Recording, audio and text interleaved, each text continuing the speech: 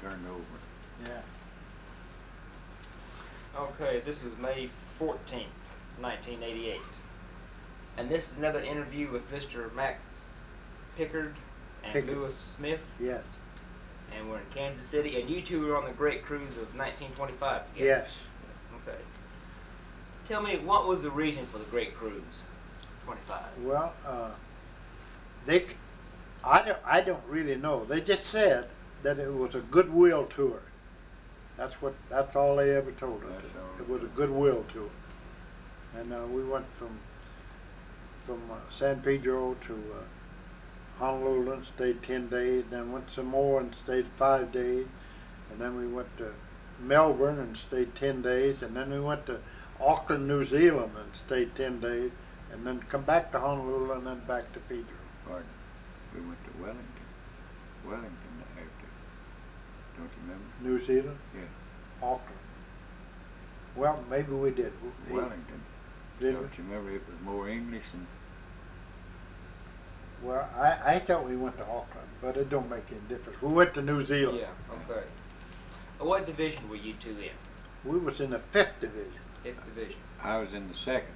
Yeah, he was in the 2nd, and I was in the 5th. What were your duties on the ship? Well, we were seamen. We scrubbed the decks and kept things clean, run boats and things like that. Tell me about Holy Stone in the deck.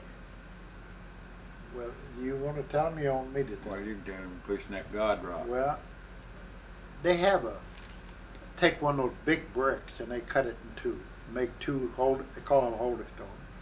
And they cut a hole in them like this. And they have a broom handle, well, I'm going to say a broom handle, but it's, they get these handles. And you put it in there, and then you stand there and well, they line up across the deck like that, see? And they have a guy in front of you, a leading seaman or whatever he is, and he puts sand down, and then they fix up in a bucket. They have some kind of bleach, you know. They put some soap powder and just something to bleach the deck out with, see? And then they just all of us just go together. Maybe there'd be 10 or 12 guys, and maybe we'll have 3 boards. Each guy will have 3 boards. We'll get this one and this one and this one, and then now here's the guy in front of us. He'll put the sand and water and bleach on, see, and we just stand there and go back and forth for that Holy Stone, and then he'll say move up.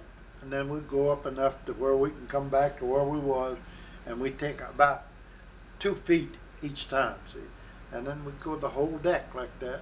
And sometimes we don't. Well, we start early in the morning before breakfast. We do it about an hour, and then after that we knock off at noontime. And then sometimes we don't get through till about 3 o'clock. But we get all divisions do this, see. And each division tries to get their deck to look better than the other deck does, and that's the reason they use a bleach and everything else. See, and so then after we get through and get all cleaned up, our biggest worry then is these guys in the black gang. We had an incinerator up there, and these guys in the black gang would come up to dump their trash and everything in the incinerator, and they'd have these dirty shoes on out of the engine room, you know. And we had a hell of a time keeping them off of our deck. Why were they called the Black Gang? Well, it used to be not this ship. They were coal burners.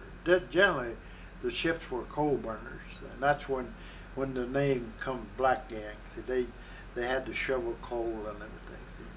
Then they shifted to oil. The Oklahoma was never a coal burner, though. She was always an oil burner. Okay. When you two first went aboard the Oklahoma, what did you think of it? Well, you tell them what you thought of Oklahoma when you went aboard. Well, I thought it was a great looking ship. You know, it left to Boston at Goat Island, receiving ship. I was the only one went in the 2nd division. Where'd you go through training? Goat Island. Yeah. I went through training in the Great Lakes. Where is Goat Island? That's what now at Frisco, the Terminal Island, I believe they call it now. No. Terminal Island is down in San Pedro. What is that? I forget. The Treasure Island? Treasure Island, right. Treasure Island. Right. Okay. That's where I went through in Great Lakes, but he went through at Treasure Island. Okay. Just relate some stories that happened on the Great Cruise. Just things that happened. Well, I had my 21st birthday in Melbourne, Australia, and I don't know. We wasn't real pals on there, but we knew each other. See, so he didn't even know I had a birthday, I guess. But you remember that they had about 10 women to every man in Australia when we were there. More than that, about 20. I think so. It was. I'll tell you, it was terrible for a young guy. I'll tell you that. Everyone you met. My father, her brother, was killed in the bloody war. Yeah. And you know, they tie into you, believe it or not, wouldn't they, LP?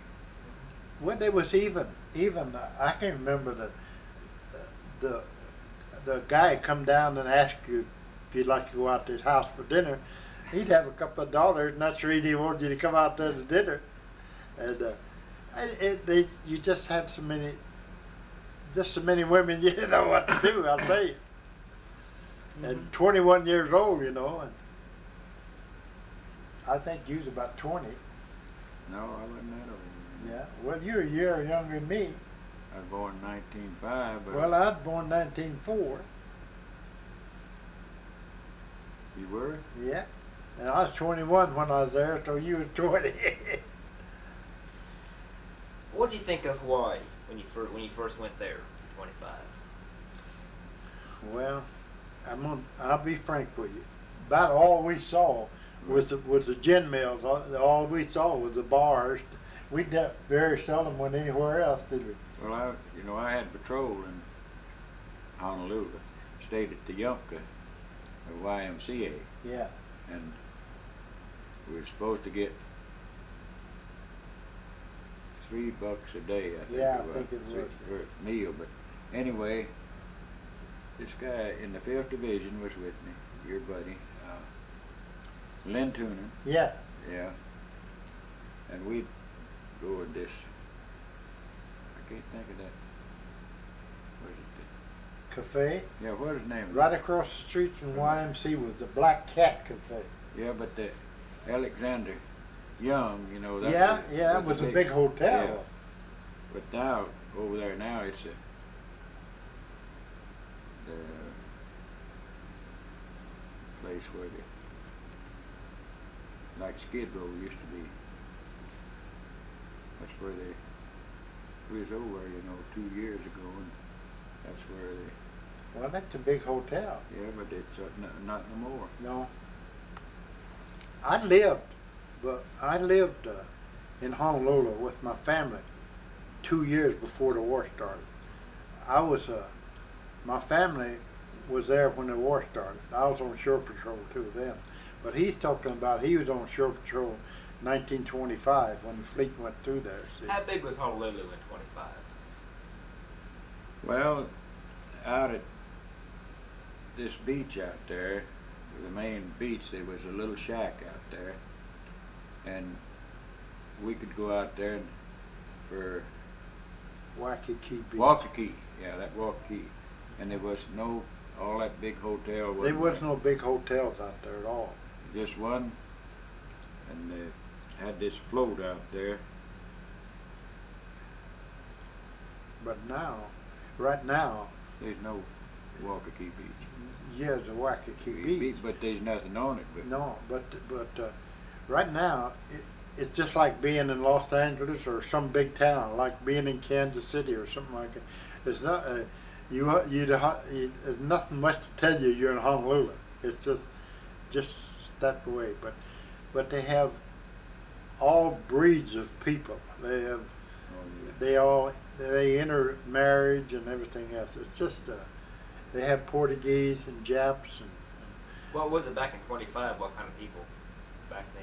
Well, it was mostly Hawaiians and Portuguese, you didn't see, they didn't associate with us too awful much. No. They were mostly when the sailor went ashore, he just went downtown, walk up and down the streets, and either that or go in a gin mill or one of those houses there that they have for a person goes into once in a while. What kind of house? Cat house. Cat house. What's a gin mill? Gin mill is a bar. Bar? Just a regular bar, yeah. We all call them gin mill, but they're a regular bar. What about, okay, from Honolulu you went to Samoa. Samoa, yeah. Tell me about Samoa. Did you know anything about Samoa? Well, it was a pretty nice place, you know. That's where they got this, is it elephantitis? You know, and that when we was there, why, they had the bag they carried the stuff in, believe it or not, didn't they? Yeah. And I saw them out there, some of them need the wheelbarrow to haul the testers in. Well, I didn't see that, but And they had others was quite long, and some of them hang way down, and the old chaplain tied them up with the necklaces. And tell them about the outrigger that used to come out. yeah, these bumboats, outriggers or what you want to, but they had stuff that wasn't any good, but they trade them to us sailors for clothes or anything they could get. See? Saltwater soap was one main Yeah, thing. we used to have a bar of soap about almost a foot long and square, see, and it was saltwater soap. You could supposed to be able to scrub your clothes with it, but you know you can't make a suds with salt water. No. But this soap you're supposed to, but it wouldn't do it. But, What else would the Samoans trade you for clothes? What else would the Samoans trade you for clothes? Well, Fruit. Fruit, yeah, Bananas. yeah, and Coconuts. and liquor. Yeah. They made some kind of liquor there, and they'd have liquor they would trade, and if you didn't have your locker locked or some dude would go by and pull out a couple of skivvy shirts or yours and trade them. See, well, I went over there one day on shore patrol, and shore patrol. You know what shore patrol is? Tell me about it. What is? Well, shore patrol is just like a MP in the Army, and it's a policeman that goes over there to police the sailors. That's what it actually is. And I went over there, and here's some great big Hawaiian woman, you know, and across the front of her skivvy shirt she had on had the L.P. Smith on it. Somebody stole it out of my locker and traded it off. So naturally, everybody saw this woman with L.P. Smith on it. They thought that that I'd been making out with her for her skivvy shirts. No, if you had a intercourse with one, it's supposed to be, Yeah. I believe it, summer court martial one. Yeah. Or Well, no, anyone that in Samoa with no venereal disease in Samoa had ever been. See? And if a person had venereal disease on their record, which a lot of sailors did have, and well, they were not allowed to go ashore there at all because you just didn't go because they didn't want to get venereal disease started there. See? How'd they treat venereal disease back in those days? How did they treat it? Yeah. I mean, is this on tape? Well, let me show you. Huh? Well, Okay. yeah. Well, they had a we call a clap ward.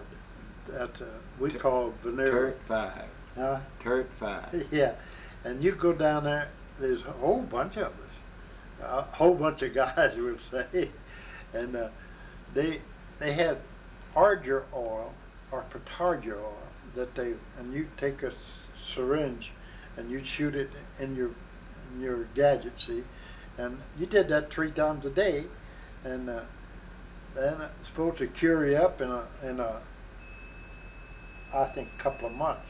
But if you didn't, you just kept shooting it till you did get cured up, see, and they wouldn't let you go ashore till you got it cured up. See.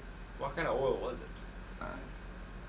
Well, it looked like castor oil or something like, but it was a medicine that is supposed to cure you. See, that often wondered whether it did or not. See, but if you could get dried up enough to get off of the list, off the venereal list, well then you would a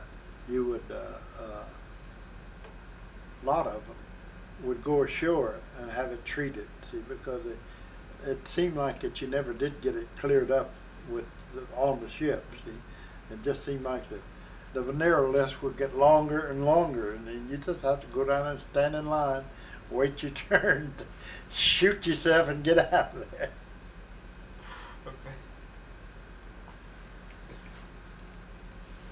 Okay. Ever hit any big storms on the cruise of 25?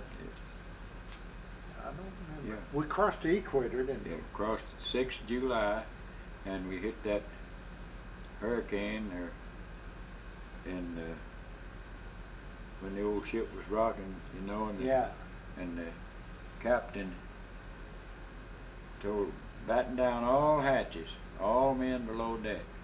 Yeah. And I remember old Fogey, you remember old Fogey? Yeah. He said, you must be cracking up. Yeah. And, you know, we were right in the eye of it. That's what they explained to us, whatever the eye is. And that's the middle of the storm. And it rolled and rolled, and I'm telling you, it was rough. They have hurricane, and it would be like it would have a storm center. Yeah. And that would be fairly calm, but when you got out of that center, it was really tough. It was really tough. And most generally, when they get in a storm like that, they would head into the wind or into the sea. Yeah. Because if you stayed on your course and you got in the middle of one of those, they would just roll. I mean, look like he's going to turn over. See, so most generally, the captain would always change his course and try to ride the storm out by just heading into the wind, see, or heading into the sea. And then you would just go up and down, but you see it would all come up over, but it wasn't rolling like that, see. But sometimes you think it's going to turn over. Did you have bunks or hammocks on the ship? Well, when we first went on there, we had hammocks. Yeah. And before we left, when we come back from an Australian cruise, we went to the Navy Yard. Well, we got them. They got bunks there when we went, bunks and lockers when we went. I thought it was. I thought we had the bunks in. Not before we went to Honolulu. We had hammocks when we went. Yeah, but we got the bunks. You know, it was the first ship, yeah. Battleship that got bunks. Yeah. As soon as we come back from the Australian cruise. Got them in Bremerton. Yeah, we went in Bremerton and they put bunks and lockers. Before we had sea bags and hammocks. You hung your sea bag up, and then you had that little ditty box that had your sewing material and stuff like that in it. Yeah, all your odds and ends was in a little ditty box, and everybody had one stacked up someplace. Was it hard to stay in that hammock during those storms? No, it was. No, you rode it pretty easy. Well, it was better than a bunk, really. The hammock was for rough weather, but cause on them bunks, god damn, you could roll off of there awful damn easy. See, but in the hammock, if you had to learn to sleep in one. See, them bunks, you know, Thwartship was a rough one. Yeah, I mean, fore and aft, you know, if you had that, it wasn't too bad. But I had the bottom bunk. Yeah. And then I was in the boat crew, and I traded with an old boy. He wanted the center bunk, which I think was the best, and I guess the best. You know, well, there wasn't no good one on that bunk. They were 3 high. 3 high, and they folded up. And yeah. When you got out, all 3 of them, well, then they just folded up against the bulkhead. That's the wall. See? And because we slept and eat and everything in that compartment. They had a gun in that compartment too. Your compartment where you lived didn't have a gun in it. Yeah, 5-inch. Yeah. 5 inches. 5-inch 51. That's where the guy, your buddy was in there, you know, he had charge of the gun. What was his name? Red Alfred? Yeah, he had, you know, he's the one that was, he'd come in there and clean it all the time. Yeah, yeah. I forgot. Yeah, each one of these guns had a strike called a gun striker, see. Yeah, He was striking to be a gunner's mate. That was a rating gunner's mate, see. And the ones that were strikers, they were seamen, but they were in the gunner's gang, see. And they were called, each one of them had a gun. And that was their job, to keep that gun spotless, you know, and all cleaned up and everything. See. And they worked on it. They worked just about all day, every day on it. Every day. So tell me about Australia. Well, as I said, I had my 21st birthday there, and we had a good time. I'll tell you. You remember we had that dance on the ship? Oh boy, do it. God almighty. They had to stop the gangway off. I mean, it just got so many people on there. Then they were pulling them in the port. You know, the port where the gun went out. Well, they was pulling people in the port. They wouldn't let them come aboard no more. Had so many, you couldn't hardly walk on the ship. That's a big ship. Well, the Nevada, you know, opened up and Yeah. that part of them come aboard. Yeah, they saw the Nevada was tied up the stern of us, and they took some. We just had so many people, and I don't even remember dancing or anything like that. But they had a dance back on the fantail on the stern, see, and there were so many people on there and when they started taking them off, well, there was so many people. I mean, people come aboard were drunk. And they had women. They found women in them bunks. Cubby holes. Yeah, they found them, and then the next morning, some of them still asleep. Boy. God, what a mess! Where was the dance held on the ship? Huh? Where was the dance held on the ship? Main deck. Main deck. Main deck. Did many of the crew members get drunk in Australia? Oh, yeah, everybody did. Everybody in the second division drank, except one guy. Yeah. Lee. You remember? Yeah. Old Lee. Yeah. I tell you, anybody that didn't have a good time in Australia would never have a good time anywhere. Because when we went to New Zealand now, those people were harder to get acquainted with, but after you got acquainted with them, they were nice. They were really nicer than the people in Melbourne, I guess, in Australia, I guess. But they were more English. Yeah. In New Zealand. Yeah. And Australia is more, I guess, Commonwealth, whatever that. Well, it just seemed like that after you got acquainted in New Zealand, it was a better acquaintance than it was, because in Australia I never saw so many. There wasn't as many women in New Zealand as it was in Australia. I don't know why. They were a little bit shy. Yeah, they were shy. That's hard to get acquainted with. But after you got acquainted with them, they was the best people in the world. They have cat houses in Melbourne? No, in New Zealand. Melbourne, you get acquainted just like that. I mean, you just meet them and you're buddies right now. See, but in New Zealand, it took you a day or two to really get to where you were really friends. See? But how big was Melbourne in those days? You know, I don't know. I'll be frank with you. It's smaller than Australia. Yeah. I'm sure. Now I'll tell you that, but honestly and truly, I don't know, and he don't know either. Yeah, Melbourne was, I don't know, did it have 1 million people back then? Melbourne? Melbourne have what? 1 million people in those days? I imagine they do. They do now, I know, but I don't know about them. Did you have a parade down the street? Yeah, God, yeah. You know, I'll just tell you that, you remember, my division, we had that gun on wheels. Yeah. I forget what we call it. What was it? But we had, and we had, I think, 12 sailors that pulled us. Was that what they call a Gatling? Otherwise, it was a cannon. Yeah. And we pulled that in the parade, see. And at the end of the parade, they had everything you wanted. I mean, drinks, and actually, our division officer had to park that damn gun, go back and get it the next day, because everybody was drunk. They couldn't get that damn gun back to the ship.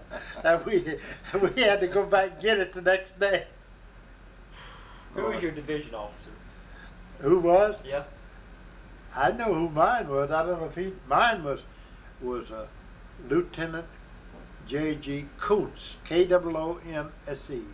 And he later went to construction work in the Navy, and he made admiral. And the reason I actually know his name and remember that he was from Lono, Koontz. Yeah. His whole family lived there, you know. And that's where Tilly Yeah. LP was from. Yeah. And then the old Gamler Thompson. Yeah. Remember him? When I went aboard, my division officer and my boatsmate both lived within 9 miles of where I lived. See? I didn't know them, but when they found out that I was from Lono or Carlisle, God damn, they just done everything in the world for me. I mean, I made 3rd class in 2 years, which very few people did, but they really took care of me. Now, where is Lono?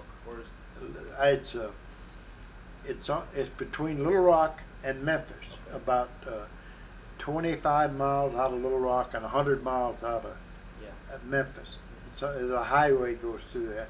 It was Highway 70 then. Yeah. Now it's I-4 or 5 or something. I forget what it is now. But it used to be Highway 70. But it was. Who was your division officer? I think our division officer then was Warner. Lieutenant Warner. So how long did it take the crew to sober up? After we left Australia, they was drunk all the time we was there. And they still had whiskey when we got back to Seattle, some of them. Yeah. They got to selling it, you know, aboard, you know. Some of them guys are stocked up. And we hide it. Now, you weren't supposed to have it, you know, but we'd hide it. In fact, some of them, a lot of them would have enough to last you almost back to the States. Had no room in their locker for clothes. Who was captain at that time? I know his name. William Pitt Scott. I'll never forget that son of a bitch's name. I hate it. But the reason I did is, I told you in that other interview that I traveled from Great Lakes to San Francisco by train, and remember we had to carry our clothes in the sea bag, and they were all wrapped up like the dress blue jumper was folded and wrapped up and then tied with clothes stops and stored in that sea bag, and that sea bag was in a big box car or whatever it was they carried them in, see, on the train. And when I got to Frisco and went aboard the Oklahoma, it was Friday afternoon, and I had to go to inspection Saturday morning at 9 o'clock. So I had to go and get my dress blues out of the sea bag,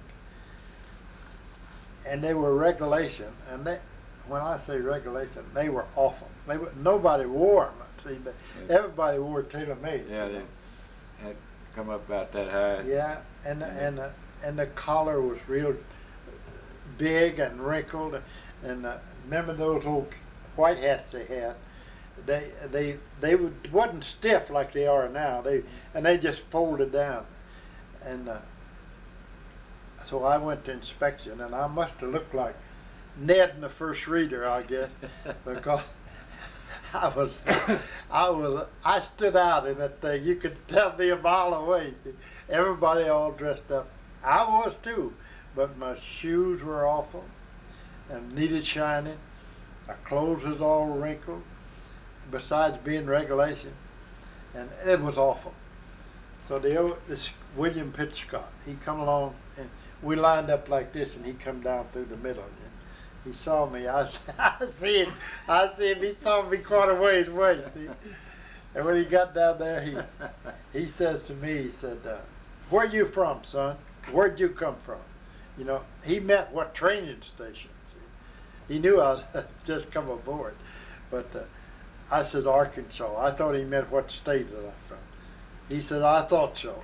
You know, and that's the way I got acquainted with my division officer and boatswain. They got me right after inspection, and they made the tailor. They had a civilian tailor was aboard, and they got him over there, and they told him to dress me up, and if I didn't pay for it, they would. That was Sam Fitz. Yeah, that's right. Sam Fitz, yeah. And he would take so much a month out of your payday. I was every 2 weeks, maybe a couple of dollars every 2 weeks. So of course, it didn't cost it cost about $15 for me to get all dressed up, but it took me 2 or 3 months to pay for it. Was he a civilian tailor? Civilian tailor, yeah. And he was on board the Oklahoma? Yeah, But every ship had one. He come the main tailors on the ship was that Taylor was one, you know, yeah. 3rd class, and But they didn't make clothes on the ship. All they done was clean and press. You know, they would you'd wash your own clothes, and they'd take them down there and they'd press them and fix them all up. But or if you had repairs or something. But they didn't make uniforms. yeah, they'd make you undress. Don't you remember? No, I didn't remember. Yeah, 'cause I had one made there. Yeah. And that old Potter had it when they got paid off. And I met him out of California then. He was telling a big bunch of stuff, and I said, when I knew you as a side cleaner. Ever have a captain's mass? Yes. What is a captain's mass? Captain's mass is when you do something wrong. And first, somebody puts you on report, and then the report slip goes to the executive officer, and then he takes it up when the captain has mass, and you go up there, and then you have to go before the captain, just like going before a judge, tell him your story, and if he believes you, you might get away with it, but more than likely you'll get a couple of weeks restriction, or sometimes go to brig on bread and water if it's real bad or something, you know, or give you a court martial. And then if you get a court martial, then they had 3 different kind of court martial. They had a deck court martial, which was not very bad offense. Then they had a summary court martial where they'd have one man would try you on a deck court martial, and there'd be 5 guys on the summary court officers would try you on a summary court martial. And then if you got a general court martial, there's no telling where you would go for that. That was a major crime. What did you do to go for a captain's mass? I didn't. Yes, I did one time. When we come back from Australia, I had a friend, and we went ashore and got drunk down Yesler Way. You remember in Seattle at Yesler's Way? They had a Down by the totem pole. Yeah, they had remember they had all them. Understand it was prohibition, but they had all those shooting galleries down there. Remember? But every one of them you could buy liquor in them, and I don't know, this guy I was with, he kind of got out of control, and he took one of them guns and that you shoot at the target. He lined them girls all up against the wall, and they reported us to the police, and we left there, but they picked us up. And we went to, up before the judge the next morning, and he let us go, but he didn't. By the time we got back to the ship, we was overleaved. See, so that's how I come to go to mass. Had to go to mass for being overleaved. What did they do to you? 2 weeks restriction. But what hurt worst was it go in your record. See? Yeah.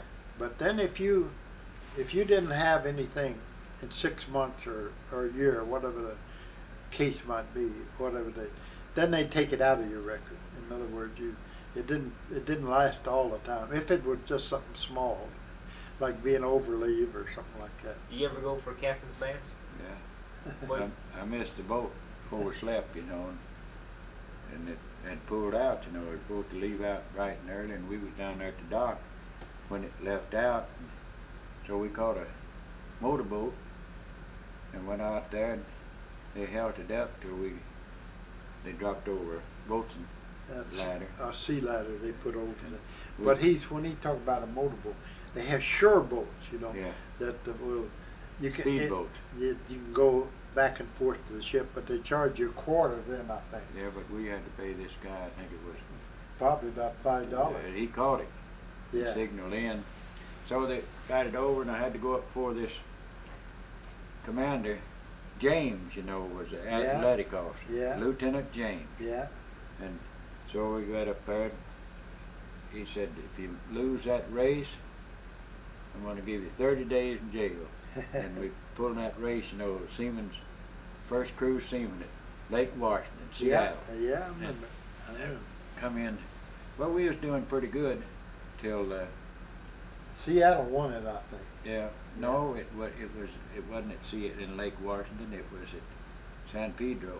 Oh. Out there in this. That was a wheelboat then. Yeah, what was that island out there where the Catalina, where they cut us off, you know. Yeah. And he run through it like the swampers, but we was leading. Oh, it was a race boat, first cruise. Yeah. Race boat, you know.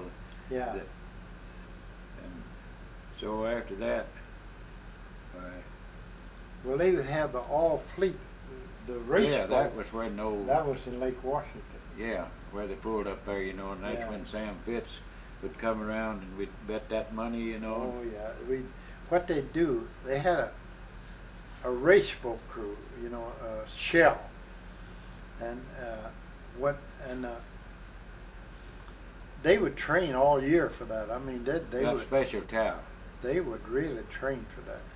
Then they had a big, they called it all fleet races in Lake Washington every summer. See? And if you had a good crew like we did, why, everybody on the ship, most everybody would bet. You know, somebody would take it up and put your name down that you bet $1 or $5 or $10 or whatever you bet. See, then they'd take it all over to this ship, and they call it pointing oars at them. See, and they take it over there and challenge them.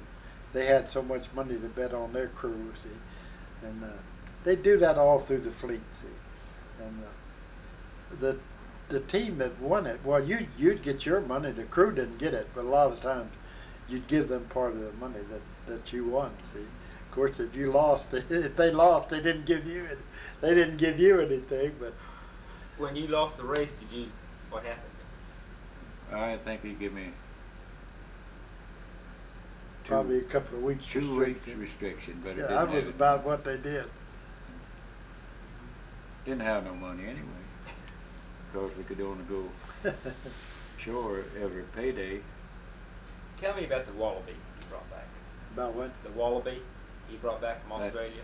Oh yeah, you remember the damn kangaroo? Yeah, old Atwell, you know, had charge of him. Yeah. At first, and he come around, you know, and knocked that stuff off the table. Yeah.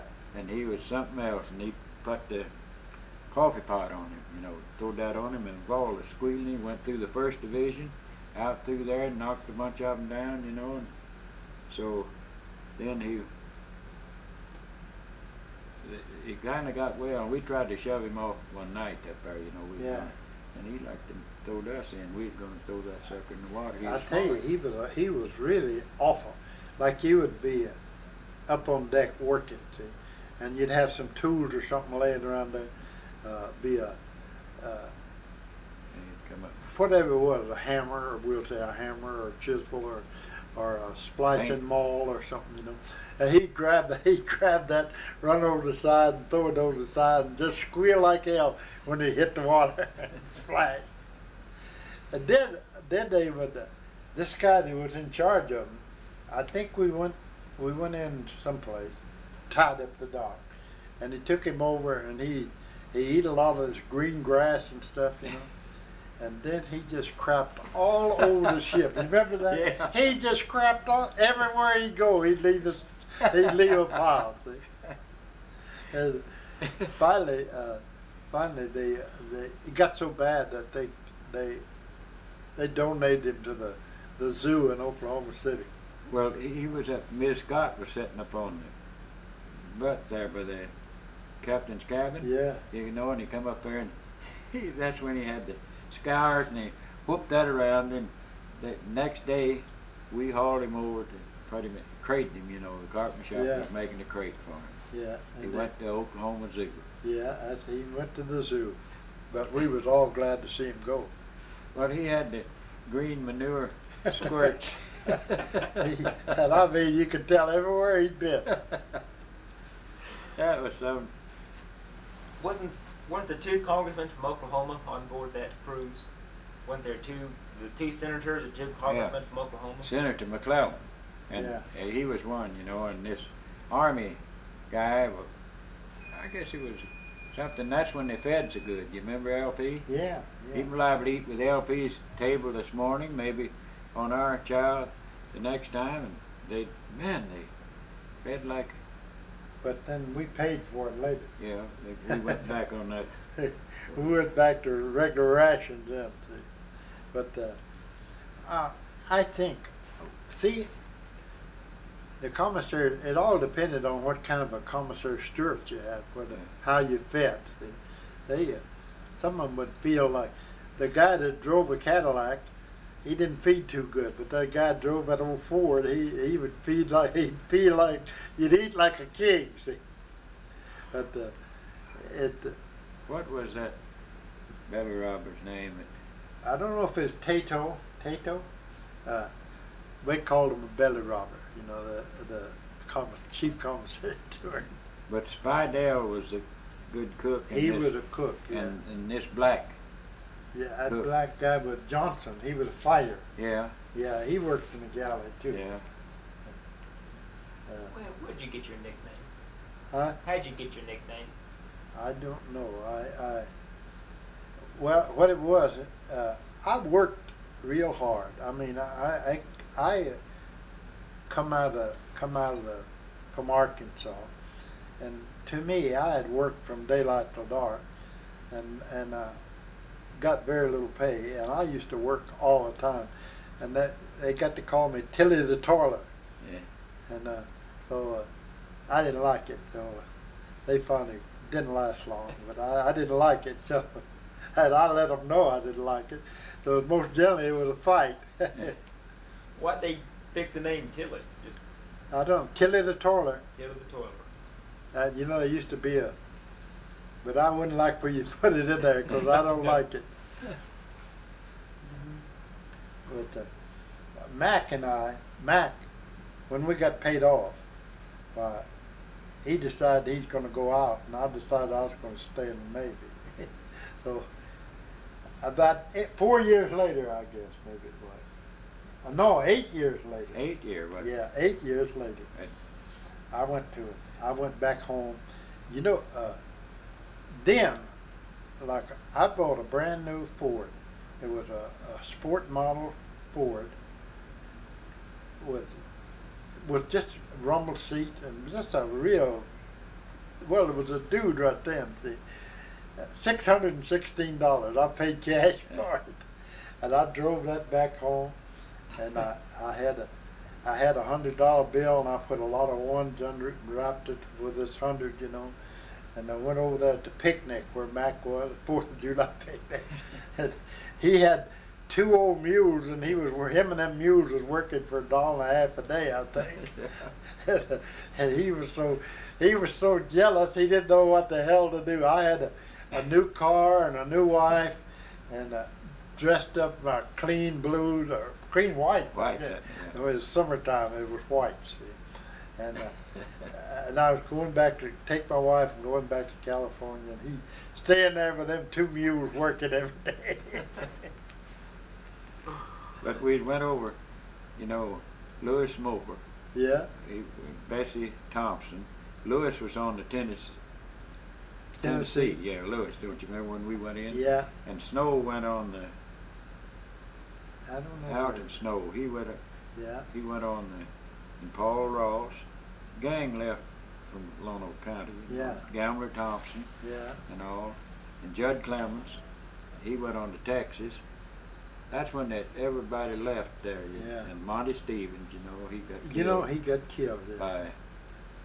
He was in the post office. Yeah. What was that? Boo, wasn't it? Kelly Boo shot him. Yeah. Yeah. What he done? He went in this filling station that Stevens run, and he didn't pay for his gas. And Stevens jumped on the side of the car when he drove off, and the guy shot him. But he was a guy from where we was, and he was a mail orderly on the ship. Yeah, that's what it was. Yeah. Let's see. Anything else about the Oklahoma? I think you just about covered it.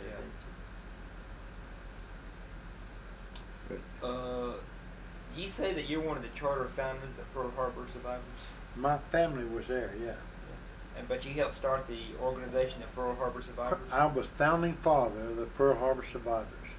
How did you start it, or why did you start the organization? There was they had a newspaper there in Gardena, and the editor of that paper was a Pearl Harbor survivor. Well, I was manager of the VFW club there then, too.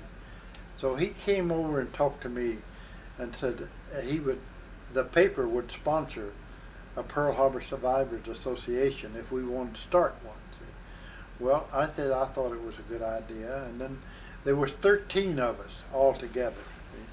And we all met, and we knew we was all Pearl Harbor survivors. So the paper said, well, they would sponsor us for a couple of years until we got on our feet. So they had one of the good restaurants there, bar and restaurant. Well, we had our meeting there on December the 7th. I think it was 54, and we met and elected officers, and they give us a dinner and furnished all the drinks we wanted till 2 o'clock in the morning.